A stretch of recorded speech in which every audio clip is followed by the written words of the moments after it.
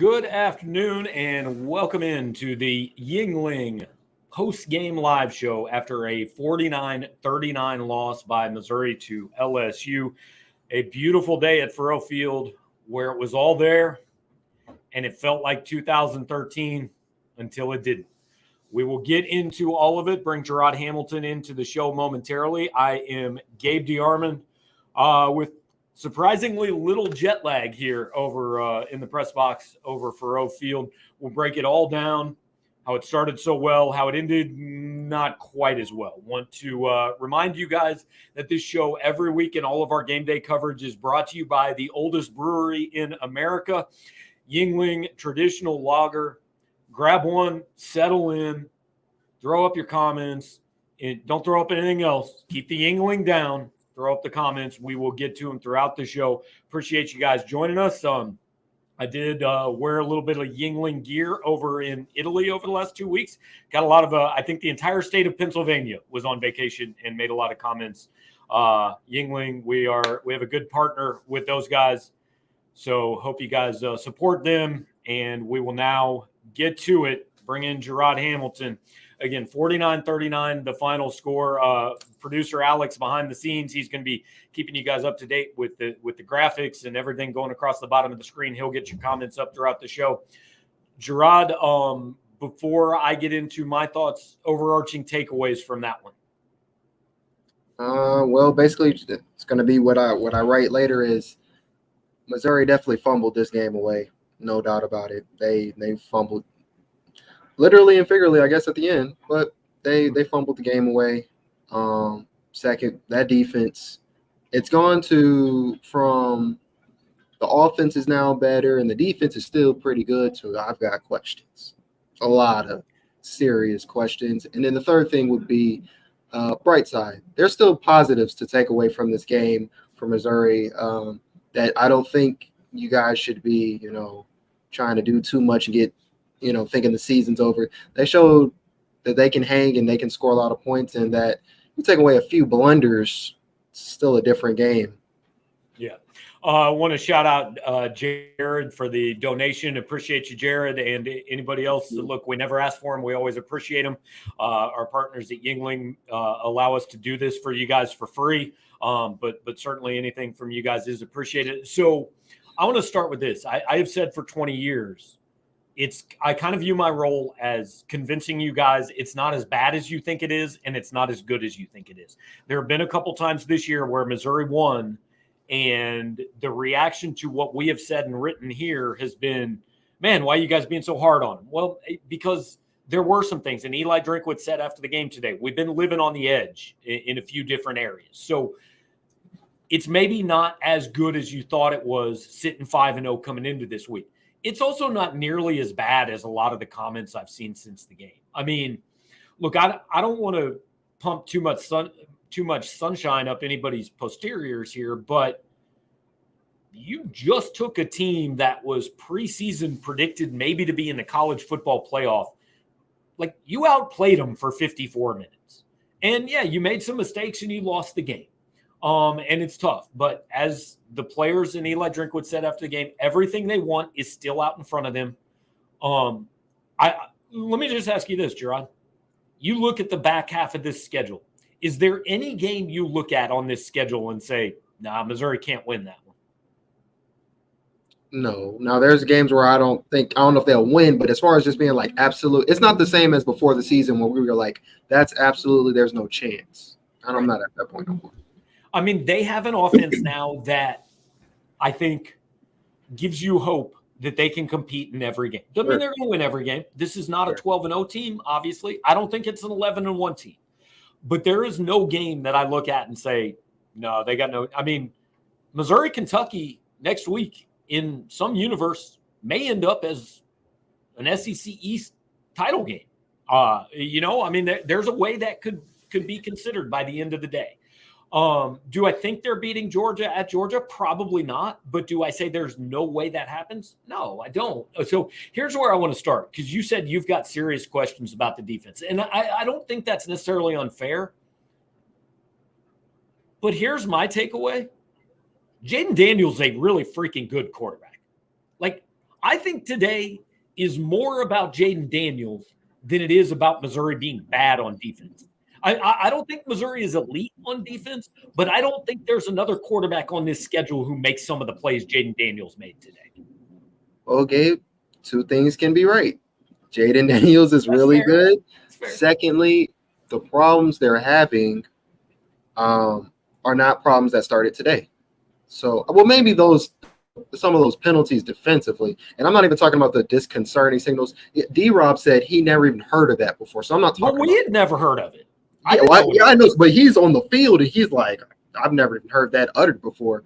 But when you look at the personal fouls, Johnny Walker, unacceptable. Like, I heard the first one was kicking or stepping on someone on a play he actually got injured on, and then everybody kind of heard over the ref's hot mic that he spit on someone. You just can't do neither one of those. That's unacceptable. But the safeties, it's a problem. It's a problem. That pass coverage, there's something wrong with it. Also, we knew LSU had a top 30 run offense, but Missouri was the 8th ranked defense coming into this game, and they got ran all over by I'm forgetting the running back's name and Daniels though. Those guys had their way. Yeah, Diggs and Daniels. So I don't think that's the problem all the time as far as like their run defense. I don't think that'd be a problem all the time, but today that was a big thing. But overall, there's just so many. If it's not one thing, it's the other. It feels like for this defense.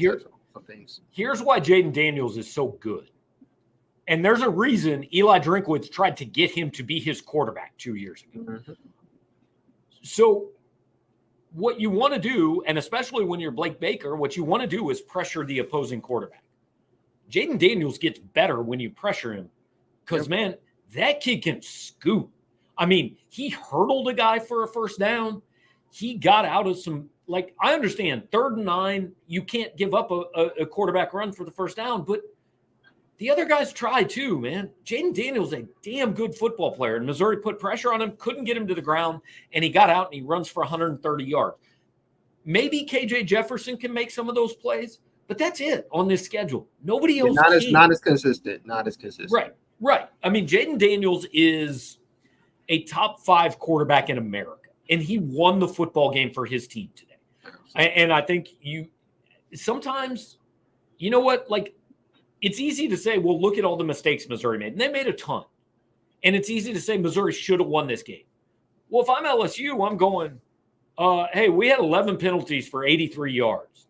And, like, we had multiple plays where our quarterback didn't get the snap cleanly. And we didn't cover Luther Burden the entire first half. So, like, I just think we tend to focus too much on the team we follow. And sometimes you've got to tip your cap to the other guys, man. I mean, I'm not saying that Missouri didn't have chances to win that game. But there's a reason that LSU was highly thought of coming into this season. And I understand they have a bad defense and their secondary couldn't cover you and me maybe.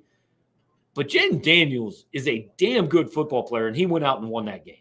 Oh, yeah, I'm not trying to take anything away from Daniels and how he played, and I don't know. And then remember, he missed a couple plays due to rib injury. So he started doing a lot of his best work after that injury, to be honest. So I'm not trying to take anything from LSU. They definitely won the game. And you can kind of see that experience in big games, being down 15 early on. You can kind of see like they didn't get bothered and rattled, and kind of a lot of other teams with this type of environment, you know, they probably fold, So Daniels definitely played big, but there's some things. We'll get back to the defense in a minute. I do want to point this out because Jeff Lever appreciate the tip here, and it's a valid question. Is there any way to fix the Tollison problem? So, Jarod, if I told you before the season, I will give you the over/under on snap infractions by the center of your favorite football team at 1.5. You are taking the under for like all the money you have, right? My favorite. If I tell you before 1.5 the season, is kind of your football team, your center is going to commit over or under 1.5 illegal snaps for the entire season, you're taking the under, right? Let's move the line to like 2. I think 2 is okay. No, I don't know if I've ever seen a team that's had more than 1. Well, they definitely have had. It's got to be. Missouri's had 4, I think. I'm getting snap infractions and just bad snaps mixed together. But every game, at least the last I'm 3 or talking 4, the penalty, illegal snap he on the definitely center. he's had some. I don't even know how you fix that. What is the problem? And that's what I asked Eli Drinkwitz. And look, this is where I will give the coach credit. I asked him, I said, can you explain that? And he said, I don't have a good answer for you. Like, I appreciate the honesty, man. If there is one guy on the field who has to know the snap count, it's the center. He can't double clutch the snap. And I think you don't want to are there other things that could have changed the outcome of this game? Absolutely, there are other things. Like, don't throw 2 picks. Don't allow the quarterback out of 3rd and 9. There are a million things that could have changed this game. But if you pick one thing that changed this game, Missouri went from 2nd and 1, driving to win the football game, to 4th and 32. And the main reason they did it is because their center double clutched a snap for the 4th time this season. It cannot happen. And look, we go back to whenever they signed Cameron Johnson. The idea was clearly, we are signing Cameron Johnson, who has never played center, to play center here because we don't think we have the center position figured out. And then they figured out in fall camp, Cameron Johnson's not the answer to the center question. Now, I'm not sure at this point he's the answer to the right guard question either, because he has unofficially 37 penalties this season. But again, you don't want to pin it on one play, but the play that lost that game is the illegal snap on 2nd or on 3rd and 1 at the LSU 41.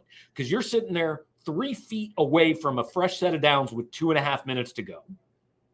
And then you're in 3rd and 6. So we're sitting there 3rd and 1. We're going, okay, you run it on 3rd and 1. And if you don't get it, you're going for it. You probably run it again on 4th and 1. Well, that becomes 3rd and 6. And now you're probably not running the ball on 3rd and 6. You probably got to throw the ball on 3rd and 6.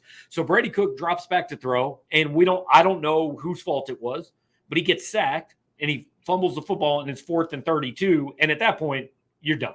There is no play call. Like, I could say, why doesn't Luther Burden get the ball? Why aren't you throwing a jump ball? But I'm not going to bitch about a 4th and 32 play call. There is no 4th and 32 in the playbook. The play that changed that game is a play that simply cannot happen. Your center has to know when to snap the football. And, well, I was about to say Cook had a mishandled snap earlier, but I don't think Cook's eyes were in the right place on that. Yeah. So I'm not going to count that on them. But, yeah, now that you break it down like that, and the thing is, they don't have another center though. He's their best option. Right. And it's not like, I understand Missouri had a lot of penalties and they got a guy kicked out of the game. And if you want to say, hey, Missouri's undisciplined and that's on the head coach, I'm with you there. That's fair. That's fair criticism. But that play, that's not discipline, man. That's your one job is to know when to snap the football. That is an execution error, and it beat them in this game.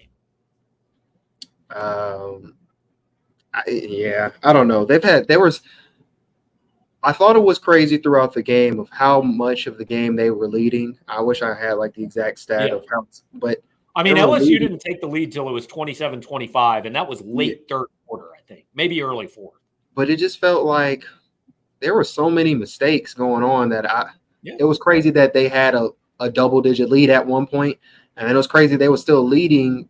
And things like that, those unforeseen events, no one can predict. It just seems like that's been a phrase I've been using all season. And it seemed like it went away for a couple games, came back today with just things you can't, think of. So Spencer Tumbleson comment, and there have been a couple other comments. Alex, if we can throw up Kurt's comment about Brady Cook. Brady Cook made a couple mistakes in this game. There's no question. Like, he made 2 really bad throws in this football game. No doubt about it. You know what? Brady Cook had gone 366 throws without an interception. Yeah. Nobody in the history of the SEC has ever done that. He is allowed to make a mistake. He threw. Right. I know that number says 411. I think they dropped it. They dropped it to 395 because I thought 411 too. Yeah. His final total was officially 30 of 47 for 395. It did say 411 at one point. It's 395 officially. But anyway.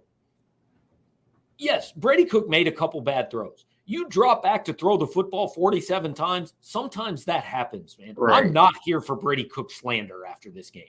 Absolutely not. Like, this is one of those games where even if you're a best quarterback, even if this was a Daniels, I mean, sure, it's like that's a bad game, but like you're not like, oh man, here we go with Jaden Daniels. Like, you're not doing that to him. I don't think people should do it to Brady Cook because he still almost produced 400 total yards.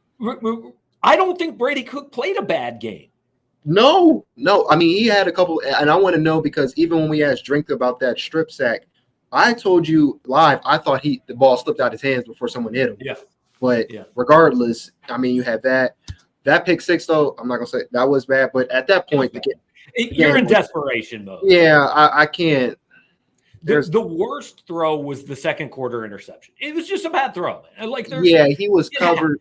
Yeah, he was. The corner was on top of him, and then he had someone in the back anyway. So it's not last great. Sunday night, Football Jesus made 2 bad throws against the New York Jets. It happens, man. Terrible. Sometimes you make bad throws. Right. Like, it happens. You are allowed a mistake. When you have the ball in your hands on every single play, sometimes you are allowed a mistake. Now, I've seen a few comments. Tell me if you agree with this, because I didn't see this during the game, Jarod.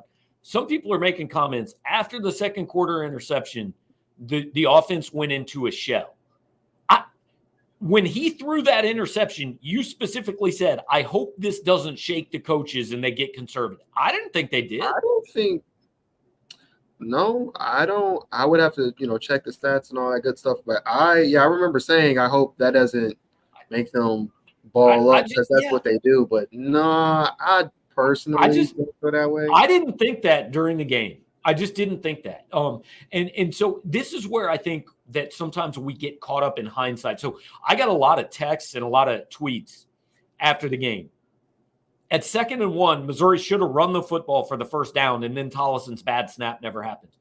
They'd thrown the football well all day against a terrible pass defense. 2nd and 1 is the ideal situation to throw the ball because if it's incomplete, you get to come back and have 2 downs to get 3 feet running the football. That is classic. Like, after the fact, we know it turned out bad, so we're going to criticize the decision that led to it turning out bad. I just think I didn't think Missouri got conservative. I just think, look, Brady had a couple bad throws. Tyler Stevens had 19 drop passes. Yeah. I mean, putting him out there after they gave him. I don't think I've seen Drink do this since I've been here. So he dropped the pass, his first pass. On the very next play, they gave it to him again, and he dropped it again. Back right there. Then he dropped it a third time, and I remember saying, we both were saying, like, your best receiving option that already scored a touchdown. Why don't you put him in the game, which is Brett Norfleet? They didn't do it. And then a 4th drop pass. Like, so you guys got to, count stuff like that, and, account for stuff like that.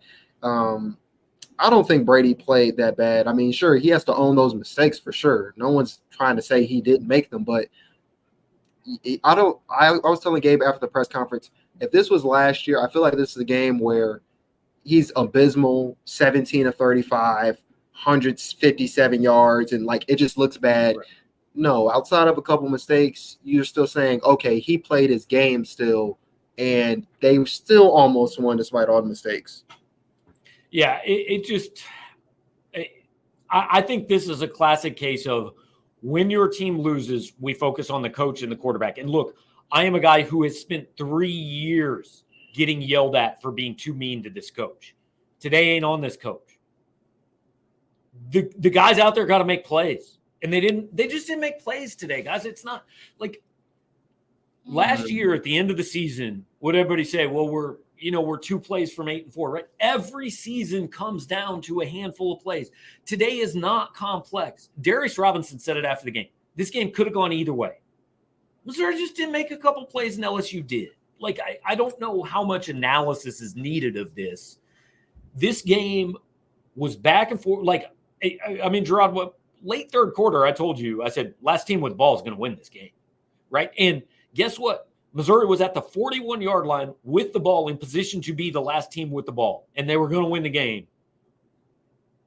And then their center forgot when to snap the ball, and they fumbled on and got in 4th and 32. I mean, I just don't know how much analysis we need. I don't know if I completely agree with the coaches. I think they played a part. I mean, there's too many penalties and mistakes at a point where it's just like Come on now. No, that's fair. And I think the crazy thing is I mean, Larry, real quick, I don't mean to interrupt you, Jarod, but Larry Rivers hits it right.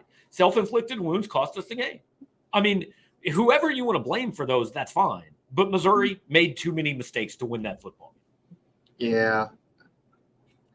I don't know. They've got a lot of things to figure out, and it kind of. I noticed during Drink's press conference, I thought he was a little bit more calm than I was expecting him to be. Although the press conference was the fastest we've had all year, because I feel like even after the wins, there was times where he's tense. You can feel him being tense. Like, guys, we still have a lot of stuff to work on. This week, I don't know. I don't know what it is, why he's the opposite and was kind of a little bit lighter about it, but there are some issues they've got to figure out for sure. I thought Drinkwitz and the team had the right approach after this game. Clearly, man, we felt like we let one get away. We should have won that game. This sucks. It really hurts. Everything we want to do is in front of us. Like, I think both those things are accurate. Like, nothing about today makes me look at the rest of the season and think there are these deep-seated issues that change my outlook on the last 6. Like, can this team win 7 games? They're 5-1, man. Oh man, yeah. First off, South Carolina sucks. There's Florida 3 games. Sucks. Arkansas sucks. That's 3 wins already. And I'm not like Missouri could lose one of those games for sure. But they could also beat Tennessee. They could also beat Kentucky. They could beat Georgia. Yeah, you guys are so quick. No, I don't think it's that bad, but there is some things where I feel like in certain areas, if you keep having certain performances, it does get harder to think that they can beat teams like Tennessee and Georgia and Kentucky, because kind of like last week, or I guess he said it earlier in the week on Tuesday, like the run blocking, he said that wasn't a problem I expect to have with how bad our outside zone is and how bad our starts are in the first half with run blocking. Same thing with the defense. He's not expecting this defense to nearly give up 50 or give up 2 touchdowns to Vandy in the fourth quarter and not be able to close a lot of these games like how they are, but that's some of the issues he's facing. So let's talk about that defense a little bit more. We started talking about it and then got away from it. Look, we said all summer, like, this is part of the problem with preseason expectations. Everybody just assumed, okay, well, we know we have a top 15, top 20 defense because they were top 25 last year, and we know they're all going to get better because they all came back. That doesn't always happen. Like you said, the safety, but like we were saying all summer, guys, you're just assuming this is a great defense. And like, what if it isn't? It's decent, but like, here's my biggest worry with the defense. And I know the safeties are a problem, but you know, part of the reason the safeties are a problem, can this defense get pressure on the quarterback without blitzing?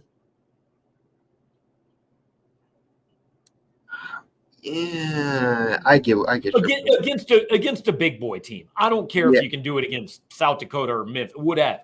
Against the teams they have left on the schedule. Yeah, getting pressure with 4. Although what I think is crazy is, though, I mean, they've shown ability to get pressure this year, and I know you said against big boy teams, but it even feels like even when they get pressure, they're not coming down, like they're not getting the sacks. Like last week, that was literally felt like a story of the game was Ken Seals was getting the ball up quickly, and they're living in the backfield, but once they get there, they're not getting there. I think there was 1 sack, and it was at the end of the game by Austin Firestone. They're not getting sacks and pressure, and I think this week is different though, because I don't know if it was you or somebody else, but D-Rob kind of had in line a sack or something like that. But when you do that to a mobile quarterback, he just, scoots up in the pocket, and then there's a big old field ahead of him. So they've got to work on their contain anyway. Yeah, that was Ben Fredrickson, and I want to give him a shout out. I'm sure instead of writing his column, he's sitting down on press row watching our podcast. So, but he asked Robinson kind of how tough is it against a guy like Daniels, because you want to get pressure on him. But when you get pressure on him, it's almost like it creates this situation for him. And like Jarod, I don't expect you to know about this because it was 18 years ago. I think you were like 7 years old, but maybe 6. But a lot of people watching this will remember Missouri had Brad Smith, who was maybe the best running quarterback I'd ever seen to that point in college football. And they went over to play Kansas, and Mark Mangino rushed 2 guys the whole game. And he basically had his defensive line stand there and go, no, we're good with letting you throw the ball. We're just going to stand here and make you throw the ball, because what we're not going to do is put pressure on you and get out of our lanes and let you escape. And now Daniel's a better thrower of the football than Brad Smith is. So I'm not saying that Missouri should have just stood up at the line of scrimmage, but that's the problem when you face a guy that's that athletic and that mobile, is when you put pressure on him, it almost creates these situations where he's got a lane that he didn't have before, because, now you've got a guy out of position. I mean, there was one play in particular I remember in the second quarter where Christian Williams, he got pressure, but the problem was he went to the left side of the offensive guard, and Daniels took a half a step left and just ran exactly where Williams was for 27 yards. And like I said, there just aren't that many guys on Missouri's schedule that can do that. But bigger picture, I don't look at this defense and say they're bad and I panic, but I think what we thought was possible in the summer is coming to fruition, in that, what if they're just a half tick worse than they were last year? Well, the offense is better, so that's good. The offense can win games for Missouri this year, which it couldn't do last year. But now you need the offense to win some games, because the defense clearly has regressed from a year. I think so. And a big thing I said today, in the previews and leading up to this week, is setting up play action. And if you let that running game get going, and you kind of seen it with that deep ball, that post to, I think it was Brian Thomas. Yeah. I mean, it just feels like at every level there's some type of issue or something you can say, like defensive line, pressure, linebackers, tackling, safeties, coverage, and then there's maybe something in between, a little bit more in between for everybody. But yeah, I don't know what they're going to do going forward. The one thing I feel good about on Missouri's defense, Chris Abrams-Drain and Ennis Rakestraw are as good as advertised. I'm not. No issue. Yeah, I'm not. Anytime I've been talking about the secondaries recently, I make sure to say, well, those two, they'll do what they have to do for the most part. They may give up a reception or whatever, but they're not the ones letting stuff happen. It's always something in between that they've got to work out. And again, the other guys have scholarship players, right? Yeah, Malik Neighbors really good. Brian Thomas leads America in touchdown catches. Jaden Daniels is a really good football player. Absolutely, they made some plays, man. It happens. So coming out of this game, give me what are your top three? Just give me kind of thumbnail top three things that have you worried about the second half of the season. And then we'll go positive after this too. Top three things that has me worried about the season. They can't finish. More so defensively, but they can't finish. Pass coverage and mistakes, and the penalties and stuff that they keep shooting themselves in the foot. That'd probably be my three. Yeah, I would put number number one on my list. I didn't know he was doing in order. I was just trying to not necessarily in order, but yeah, but that's clearly quit making stupid penalties is number one. Number two, I'm kind of with you on the. I don't know if this team can pressure the passer. And number three is it hadn't changed since the beginning of the year. The second half of the schedule is a lot harder than the first half of the schedule was. So let's flip it, and I'll go first here. Three things where 6 games in, I feel a lot better than I thought I was going to. Number one, they've got themselves a top 3 or 4 quarterback in the SEC. Yeah. I really believe that. I think Brady Cook is a top 3 or 4 quarterback in this league. Number two, this receiving core is Luther Burden is a superstar, and Mookie Cooper and Theo Weiss and Marquise Johnson give them other weapons. Yep. Absolutely, that position is good enough. I don't know. Number three, I mean, hey, look, at the beginning of the season, through 6 games, I thought Missouri would be 4-2. They're 5-1, man. They're ahead of what I thought they were going to be. So, they've bought. I feel good about that. Yeah. So one would be they've got a legit quarterback, and again, if I was a fan, or if I'm a fan of any team, if Pat Mahomes throws for 395, he has a couple turnovers, he has a couple touchdowns, I'd rather you lose that way than lose and you just absolutely stinking it up. You can't move the ball like what he did last week. I felt like last week I was tripping. But yeah, if Brady Cook is doing that, then you should be fine. Like that's his worst game. That's his first couple of turnovers in I don't know how many games, 11, 12 games. You'll be fine. Second one, you hit it on the nail, head on the nail. You know what I'm saying. Nail on the head. Luther Burden. Yeah, there we go. Luther Burden, superstar. Theo Weiss, Mookie Cooper. We were talking about Mookie earlier today in the press box. It's just like, we're glad that he's finally getting it going. You know, that 4-star guy coming, going to Ohio State. And it seemed like we was worried coming out of the fall camp. Like, is he going to get passed up? Stuff like that. Marquise Johnson, that's something to be happy about. He made a couple catches for 42 yards. He's always finding a way in his limited reps to make something. But the third thing would probably be it's just really just the offense and the way they're scoring, the way they're getting points. Because last week they had longer drives and were still scoring touchdowns. This week, I don't know if they had any of their drives be 4 minutes. Everything they were doing was very, very, very quick. So we were talking about it towards the end after they let Neighbors get that touchdown. Like, well, it's still quite a bit of time. Like, it only really takes them 2 minutes. It's like they're a 2-minute, 3-minute offense the whole game. So you can be happy about that. I do have one more negative, though. You can only trust offense. And they're still gaining the trust. I don't trust special teams. I don't trust the defense. Like Harrison Mevis, I'm not talking about really then there was a blocked field goal. We've been talking about their field goal unit all year. So there's that. What else have we been talking about? Kickoff returns. They didn't do it this week, but we've seen them take out bad kickoffs for what reason? I don't know.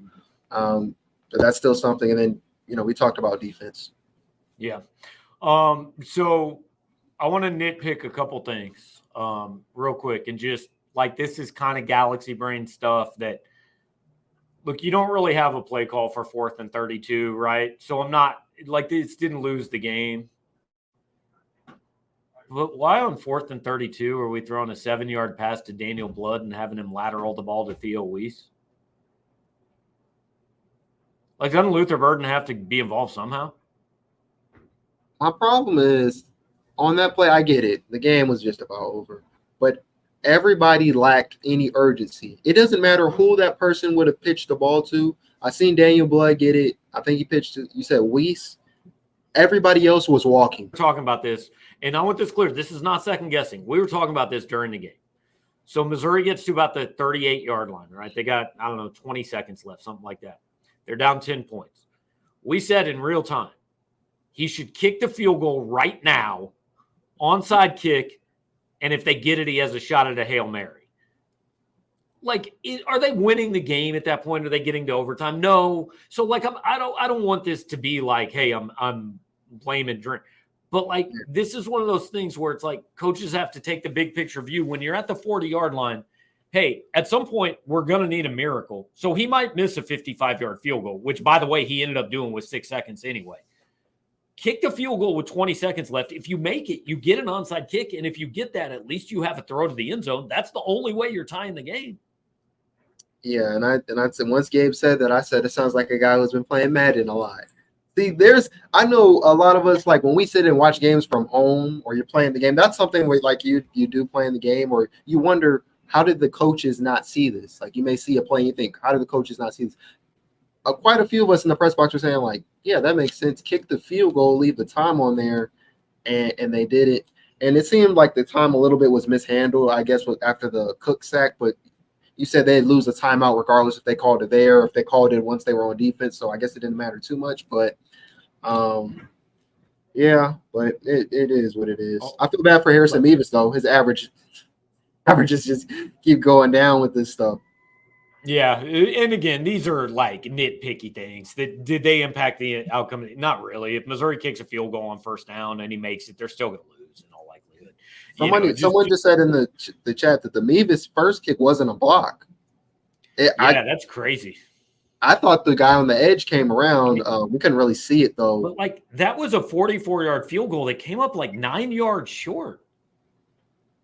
Yeah, That was weird. I don't know. Maybe that's one of those things where he said like a couple weeks ago he had his foot into the ground before he kicked the ball or something like that. I don't know.